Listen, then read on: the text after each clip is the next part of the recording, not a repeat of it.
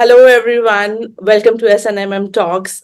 Today, I'm very excited that we are able to discuss critical topics like child online safety, digital identity, and age verification today.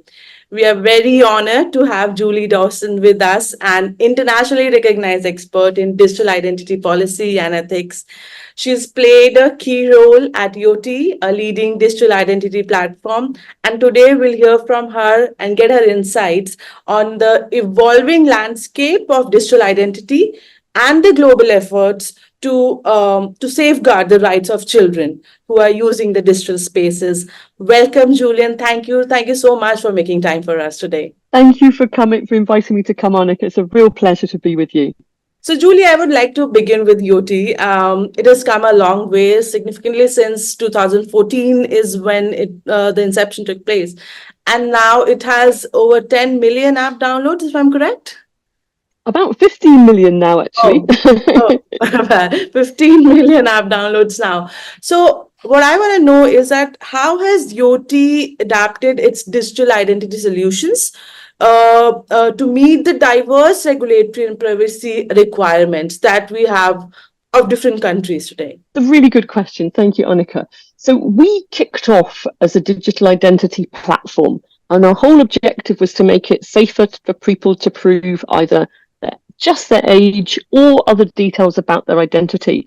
And over time, we've built a range of different solutions. So we started with a reusable digital ID app that you set up once and then can use many times to either just prove age, such as just over 18, or share identity details for financial services or potential gambling. But then we started to see that some people only wanted to prove age, and that a whole range of people on the planet, over 1 billion, do not always have access or own or feel comfortable using a government issued document in all circumstances. So we started to think what could be other approaches. And through the data we had within the Yoti app, we found we had a really unique ground truth of images with month and year of birth. And people could opt out to consent from this at any time. But through that, we built an AI facial age estimation with millions of images with just month and year. So when it sees a new face, it does a liveness detection. Is this a live face? Estimates the age, deletes the image. So it's crucially not recognizing anyone. And in addition to that, so the reusable app, the facial age estimation, we also have a range of other age assurance approaches, maybe a one-off upload of a document, sometimes checking to credit reference agencies, sometimes to EID databases, sometimes to mobile phone operators' data. And obviously in India, you have DigiLocker. So we look at what are the range of solutions that are available, and we curate those. And with one integration, a platform can access all of those different age approaches. And as a result of this, now winding forward, now almost 10 years, we're working with a whole range of global brands to enable them to deliver age-appropriate experiences to their users, from Instagram, Facebook Dating, OnlyFans, Yubo, Super Awesome, ALO, Sony PlayStation, Muzz, the Muslim dating site, whole range of different organizations. So yes, that's it in a snapshot. In every instance, it's just a data minimized age. So just say an over 18 or just an over 13.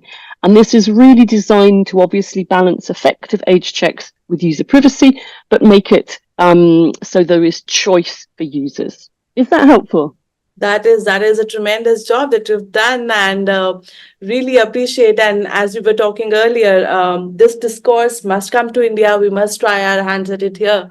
I really believe that once we sit down, brainstorm, there are a lot of synergies that we see, and there is a requirement now because India is a growing market, as they say. The youth, the children who are using the digital spaces, and they're using it in many different ways. And we are still trying, to look into more frameworks, more solutions, which can bring in the security and security aspect also. So that is a tremendous job. And that brings me, as we were talking about the discourses, that really in the global discourse on digital identity specifically, how do you think countries are balancing this need for security and fraud prevention? Um, with the protection of individual privacy, especially because there is a rise of AI and the biometric technologies, as we say. Yes, no, it's a really good point, and it is absolutely paramount that we look at both the cybersecurity elements and also look at the fraud prevention, but also look at how we handle data safely. And that's what we've looked at from the get-go at Yoti. It's really important, obviously, that we have in place all of the different cybersecurity accreditations. So looking at SOC 2, looking at the ISO 27001, the quality management, and we provide government level and banking level security and fraud prevention through our reusable digital ID app and also the one-off upload of a document to share data, be that identity details or be that age details. And I think one of the key ways that we architected our reusable digital ID is that it's a non-relational database at the core. So there's no one column of all the things that Annika or Julie have done in the last year. Basically, we give the individual on the secure module of their device the private key, and then it's up to them who they choose to share over 18 with a dating site, or to buy, to purchase alcohol, or perhaps to share know your customer details. And what's really crucial is that it's the opposite of mass surveillance. We've designed it so that Yoti does not know what each one of us is sharing, just that an organization has paid for the check. So there's no advertising model in how we've built it. So that's really important, understanding the business model and also understanding the safeguards in terms of the security and data accreditations that we've received. We've had our age assurance approaches reviewed by the German regulatory bodies, the KGM and FSM. We're on the KGM raster, which is a list of approved methods in Germany. We've been awarded the seal of approval by the FSM, the co-regulatory body. And likewise, in the UK, we've gone through accreditation and review by the Age Check certification scheme. In addition, we're part of building the global standards for age assurance and have worked tirelessly on those since all the way in 2018 with the first publicly available specification. Now the IEEE is live in terms of a global standard for age assurance, and we're also just finalising the ISO global standard as well on age assurance. And I think what's key with all of those is that always data minimized and third parties that can be accredited against them, and that obviously gives a much greater peace of mind. We've also taken part in the global benchmarking, for instance, that has been set off by NIST, the National Institute of Standards and Technology, which looked at facial age estimation and has basically almost sort of set, this is the test of several million images, and all of the vendors are checked against that same set of images, which are diverse across ages and skin tones. So the results of those, the initial results were announced at the Manchester Age Summit and can be seen online, and the final results are due out imminently. So all of those, I think, are showing the maturity of the market, and hopefully is something that governments around the world, many of whom now are part of the Global Online Safety Regulators Network, can look at and learn from. Does that help? Yes, definitely. And you mentioned, because my next question, I wanted to pick your brains on that. Julie, can you explain a little bit more about facial age estimation and how does solutions like digital ID wallets they work, and what should be the factors that can determine the effectiveness and very importantly the public acceptance of these methods? Yes, no, really good point. So let me take each one of them in turn. So with the facial age estimation, the way we built that was initially having a data set of millions of images with just face, month and year, face, month and year. So there's no name, there's no addresses. And the other crucial element is having a liveness detection, because it obviously has to look, is this actually me, a live face? And it's not me, a 10-year-old showing a picture of my grandmother or older sibling or uncle or cousin. So initially, live facial image. And then what the technology does through its neural network is look at every pixel on my live face and does a pixel level analysis, going back through all of that learning it's had in the past. And just think, all of us, in a way, we're human estimators. For all of our years, we can look at somebody in a crowd or in a group of friends and think, I think that person is about that age. So we're human estimators. The thing that the AI has got is having much better ground truth, a much more diverse ground truth. and not getting tired and not having a bad memory and not having maybe, iffy eyesight. So what the technology is doing is checking it's a live face, doing that assessment and just giving a result. And that is data minimized. Is this person over 13? Is this person over 18? And then instantly deleting the image. So there's no central database. There's no honeypot of data. That age estimation takes around 1 second. It's really private. There's no need to share personal details such as your name or date of birth or email. It's very inclusive. It doesn't require you to own or have access to or feel comfortable using an identity document. It's not, such as a credit card, something that might only be available to certain people based on criteria. All they're doing is taking a photo and that image is deleted. What's obviously crucial within that is, as we said, the liveness detection and anti-spoofing, anti-injection technology, which stops people either using a photo of someone else or injecting another photo into the stream. I think it's really useful, and we often share one of the reviews done by the Future of Privacy Forum in the US, which specifically gives that distinction between facial recognition, like when you're opening your phone one-to-one, or looking at a face out of many at, say, a football pitch, and this, which is not recognizing anyone, just detecting a face and analyzing it and deleting it. So crucially, it's not a facial recognition approach. What we found from many, many of the global brands that have used this is that if you offer these methods side by side, on average, 80% of consumers pick the facial age estimation. They're not having to get up, look for a document, and it's super speedy. So what we've done as well is publish exactly the false positives, the false negatives, true positives, the standard deviations and all the statistics behind that. So in our white paper, you can find those. And crucially, these have been externally reviewed by the Age Check certification scheme, by the German regulator. And now there is this global benchmark by NIST, the National Institute of Standards and Technology in the US. There are some handy short videos that I'll share with you, a link to our white paper, and within that, a short sort of 3-minute video, because a picture tells 1,000 words. So is that helpful on the facial age estimation? Any queries though, or should I move on to the reusable digital ID? That's helpful, and I do look forward to share that white paper with us, because in India we do love to read a lot, and then I think we understand better. But yes, I've understood the method, the modus operandi of it. What do you think, Julie? I mean, if at all I may ask you that, how do you think this will impact the Indian market if brought in here?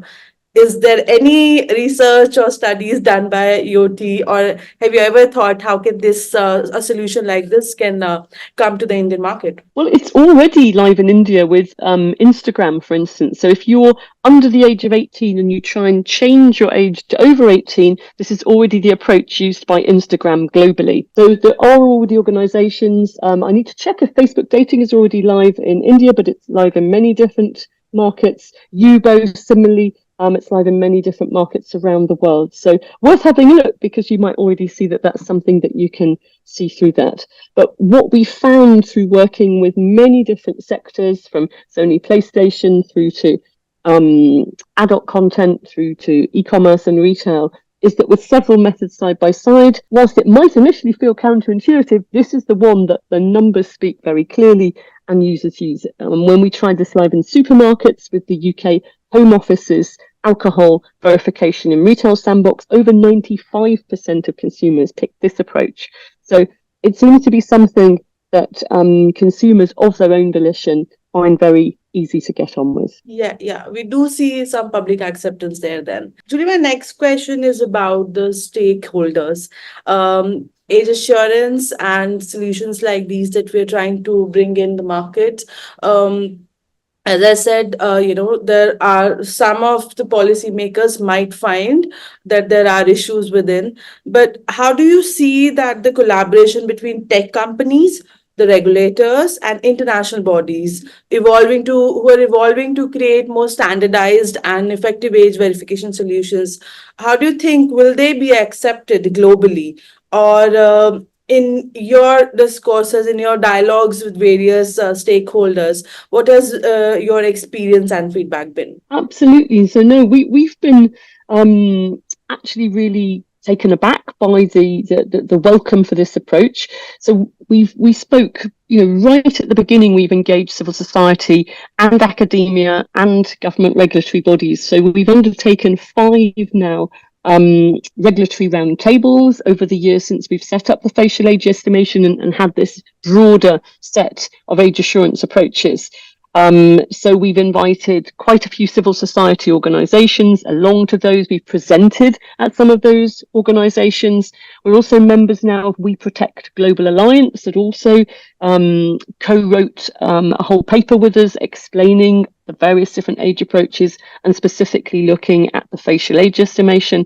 We've worked with the Family Online Safety Institute, the Future Privacy Forum, the World Privacy Forum. We had a deep dive undertaken by the Centre for Democracy and Technology. We've worked with the likes of the Ada Lovelace Association. We're obviously a member of the trade body, the Age Verification Providers Association, Online Safety Tech Industry Association. We've worked with quite a few academic bodies in different places. So the Hans Bledau Institute in Germany, with Point de Contact in France, FSM in Germany. And we're now part of the Age Aware, which was the interoperable grouping that worked alongside the EU to build an interoperable tokenized approach for age assurance, first termed the EU Consent Project. So we've worked within that. We've been asked to present this approach at the Canadian Senate, at the French Senate, and to governments around the world. We've done briefings to the US FTC, we've done briefings to ministers and bodies in New Zealand, in Australia.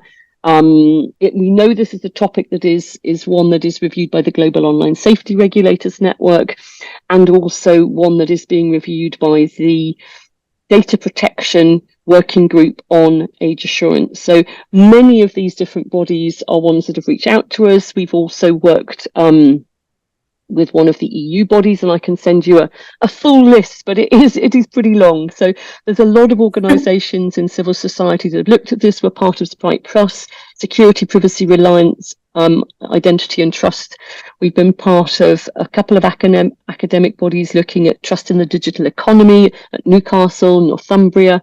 I'm working alongside some of the bodies such as Surrey University that are looking at privacy enhancing technologies. And we continue to look out for organisations that are wanting to find out more, wanting to learn more, wanting to engage.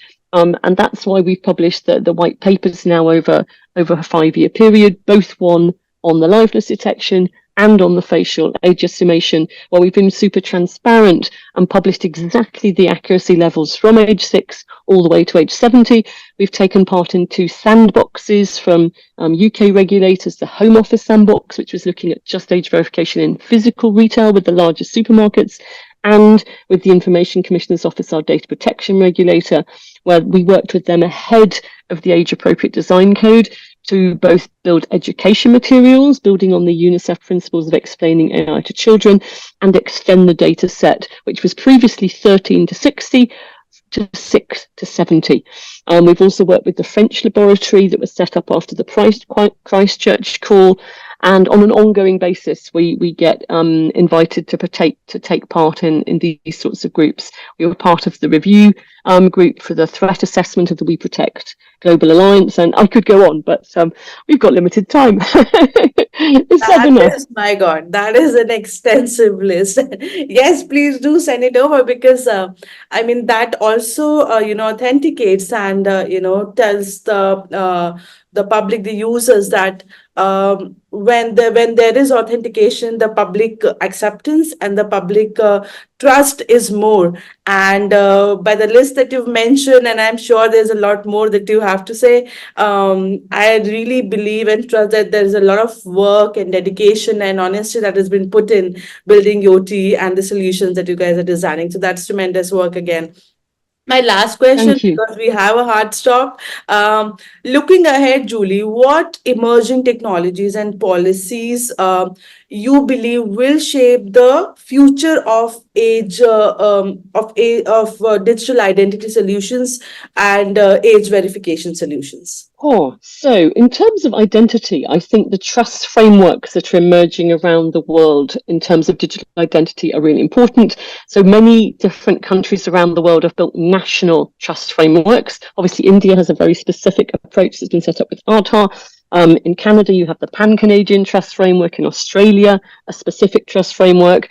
Another one in the UK. Europe is looking at EIDAS. And across the board, what's really important is how the countries are looking at interoperability across these trust frameworks. In terms of age assurance, I think similarly looking at interoperability is really important, hence the work of the Age Aware project that has been set up initially through the EU consent and now has continued under Age Aware. And then looking at how the safety regulators themselves can work collaboratively. Because if you're a platform operating globally, what you want is there to be some cohesion across approaches. And then finally, I think the standard side. So the fact that industry has worked together with academia and with regulatory input to actually already now publish the first global standard on age assurance, the IEEE, and upcoming the ISO is really crucial. And the fact that you have strong investment on an ongoing basis to look at the facial age estimation. This has been earmarked as the most mature of all the estimation approaches, which is super important for inclusion, because not everybody either has access or owns a document or feels comfortable using that approach. So at the moment of all the estimation approaches, that is the one that the National Institute of Standards and Technology, after their extensive research, has decided was the most mature and already has got high levels of effectiveness. And what this will do is drive competition, drive transparency, which is good for consumers. So that would be my quick whistle stop tour. The only thing we omitted to talk about was me to give a little bit on the reusable digital identity app. I don't know if you wanted me to do just a minute on that. No, please go ahead. Yes. Yeah, perfect. So reusable digital identity is something that somebody can set up in 3 to 5 minutes. So they're downloading an app such as Yotys from the App Store. They're adding a government-issued identity document. That could be a passport or driving license or other document, depending on the country. That takes just a few minutes. And behind the scenes, what we do is we shard or separate all the different attributes on that. And then we check behind the scenes that is an authentic document, that is a live face, and we do specific checks. And then once that is set up and cleared, which normally takes sort of 3, maximum 5 minutes, after that, you can reuse it multiple times over many, many years. And you could just be sharing an over 16 or an over 18, or you could be sharing more details, such as rather than filling in a long form online where you're at risk of phishing and fraud, sharing specific details with an organization. So that's the reusable digital ID. So hopefully that gives you a whistle-stop tour. We're always open if you have further questions or your viewers have other questions to ask us. And thank you so much for inviting us. Just to the last part, Julie, is that something similar to what we have here in India? Is that similar to DigiLocker? So I'm really sorry. So I'm literally out. I've got to jump onto a call now, but let me send you a little note on that. Okay. Because I think we've timed out, or we could just come back another time and do 10 minutes on that. Definitely. Yeah. We can send in the question to you and we'll include that in the caption. But thank you so much for making time, and I really know that you have to go. We should and we must talk again soon, and we hope to see you in India very, very soon. Thank you very much, Annika. That would be an absolute joy. Thank you. Have a good day. Bye-bye. Bye-bye.